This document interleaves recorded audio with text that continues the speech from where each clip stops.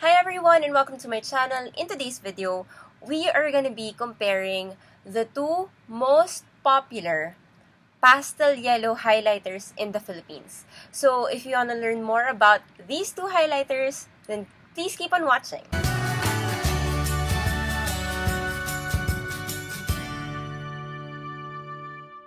In today's video, we are going to be comparing the Stabilo highlighter and the Titus mild highlighter, Summer Yellow. Our basis for comparison ay syempre yellow pastel highlighters only, and we are going to be judging these two highlighters based on the following criteria. 1. Color payoff. 2. Their price. 3. The multi-paper test. 4. Smudge test. And finally, its design. Let's start with the first criteria, color payoff. Okay, let's start with this one. Okay. Alright, ang pangit ko mag-highlight, tabingi. Okay, yan yung Stabilo boss, and then this one is the Titus highlighter. Personally speaking, I feel like the Titus highlighter had more pigmentation compared to the Stabilo Boss highlighter. I feel like it's more in your face, like boom, it's here. But some would probably think it's not that great kasi it's a bit darker while the Stabilo Boss is actually lighter. Kumbaga, hindi niya na-overpower kung ano man yung nakasulat. So, color payoff, pigmentation, I'd give it to Titus. Pero very ano naman to parang subjective yung klase ng color payoff na you would rather have. So, I'd give them both 0.5 kasi sobrang may pagka-bias ako na mas gusto ko yung ganitong kulay. Okay. So, now let's go to the second test, which is the price. Okay, so for the Titus highlighter, I bought it for only 20 pesos. I'm not sure if the price increased because of the train law, but when I bought this, it was only 20 pesos. But I heard that if you only buy the summer yellow tips, like may summer yellow dito and then summer yellow here, it's only 18 pesos. Okay, while the Stabilo highlighter costs 34.75 last year when Isa bought this, because Isa gave this to me. Thank you, Isa. Okay, so obviously the Stabilo Boss highlighter is more expensive than this one. Okay, so without basis for comparison, because I'm not sure how much product they contain, let's just think they're equal. Although this is fatter, obviously, but we're not sure if it has the same amount, okay? But assuming everything's equal, syempre, the Titus one is actually cheaper. So I'm gonna give that 1 star. Okay, now let's go to the multi-paper test. This is actually the test that I'm most excited about. Kasi I want to know which is the better highlighter, better yellow pastel highlighter. So let's start with the book that used recycled paper. So for our example today, I'm going to be using the Outline Reviewer in Political Law by Justice Natura. This is my old book. Okay, so let's look for a page na wala pa masyadong highlight. Okay. So, let's go to this page. Ang iti-check natin ay ang pagbakat ng highlight sa kabilang page, sa kabilang pahina. So, first, we're gonna be using the Stabilo Boss, as usual. And we're gonna be highlighting this Lopez versus Civil Service Commission, okay? So, let's highlight it. Very ano lang, natural lang yung paghawak ko. Hindi naman ako masyadong madi-en mag-highlight there. And then, the buklod ng Kawaning EIB versus Executive Secretary with the Titus one. Chill lang din. Ang pangit ko mag-highlight today. Why? Let's check the back page for both. As you can see, it is obvious that the Stabilo one had some, ano ba, leakage. Hindi ko alam ano tawag dyan, pero you can definitely see that something is highlighted at the back dito sa part na to. So, you don't want that when you highlight, right? While in the Stabilo area, again, wala. It's clean. See? Now, let's try to highlight na madiin. Okay, madiin. So, let's see what would be the effect of the highlighter. I'm gonna be highlighting the last line here on this paragraph with a very, very strong force or pressure from my hand. Ayan, kita nyo, naglalabasan lahat na ugat sa aking kamay. While we're gonna be highlighting naman, again, the last sentence here on this paragraph, okay, with a heavy hand. Okay, di na, besh, ay lumagpas. Okay, yan, madiin yan ah. Tignan natin sa likod.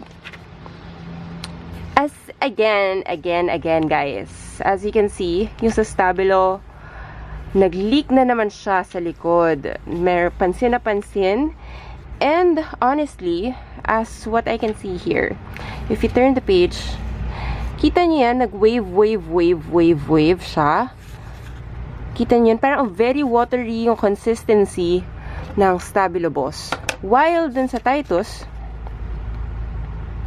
hindi siya wavy. Diba? Very different yung itsura nila kahit na parehas na may force. So, yon ang ating multitest dyan sa recycled paper. Now, let us try the highlighters in a caudal. Syempre, caudal. Okay.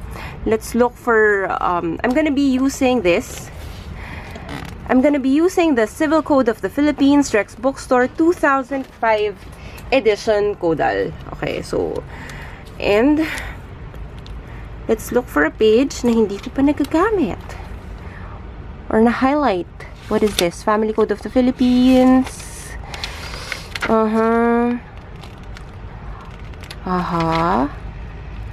Okay. So, let's compare na lang this part from this part, okay? So, again, I'm gonna be highlighting with the Stabilo first.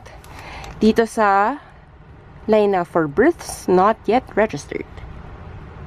Okay, highlight. Ayun.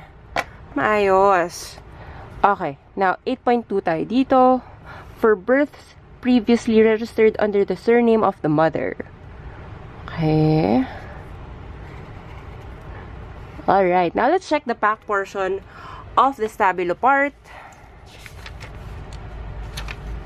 Again, kita mo siya. So, you would know na may leak. Usually, dun siya sa ending, nagkakaroon ng parang bakat or leak. Well, the Titus one, wala, diba? I mean, compare this to this. Kitang-kita. Okay, so for the caudal, Titus pa din.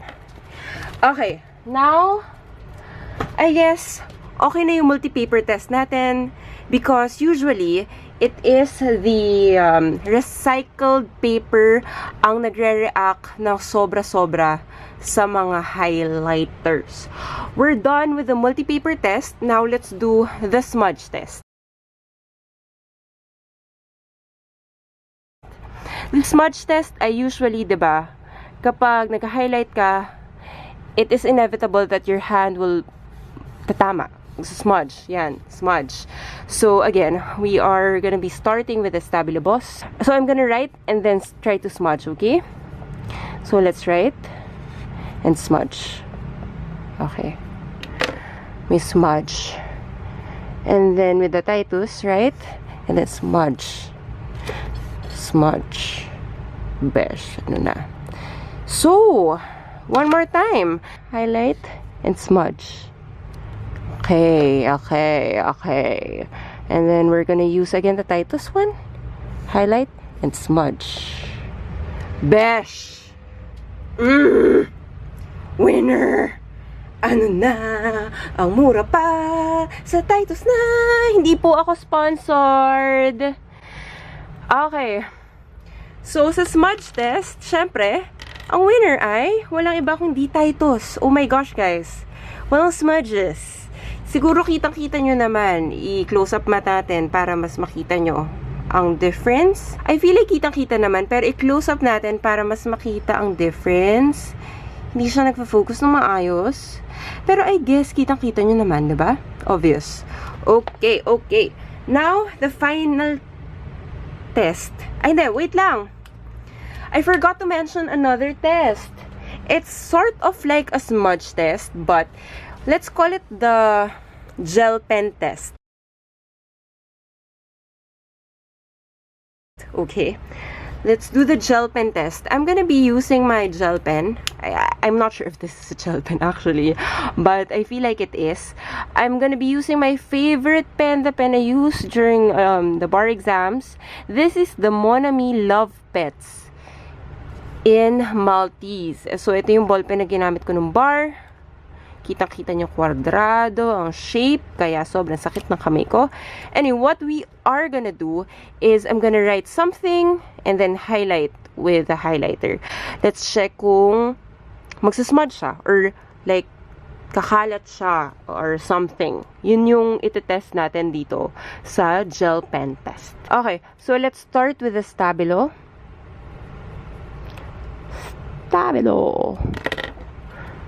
Stabilo highlighter. Okay, kita na ha. Okay, next Titus.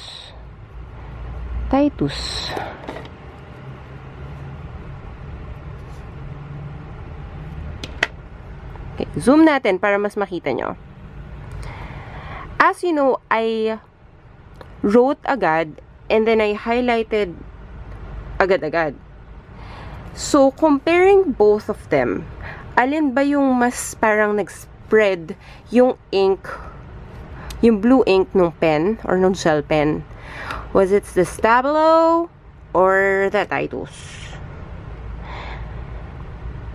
Feeling ko medyo obvious naman na Stabilo, or baka dahil mahaba yung word, kaya mukhang mas nag-smudge siya. Ulitin natin. Okay, so let's write sample and then sample again. First this one and then the Titus one. Wait, let it snow. Alin ang alin ang mas nag-smudge? Or alin ang pumasa sa gel pen test? Ayon sa aking mata, na minsan hindi mapagkakatiwalaan, ay feeling ko mas okay to. Kasi pansinin nyo yung dito, mas parang greenish na siya, 'di ba? Parang kasi nga blue and yellow produces green. And dito, hindi siya ganun kakumalat eh. Yung sa palibot ng letters, makikita nyo naman eh, 'di ba? Kung saan mas may kumalat. So, again, for the gel pen test, ang winner natin ay si Titus. Alright, so finally, ang ating huling basihan ng comparison ay ang design.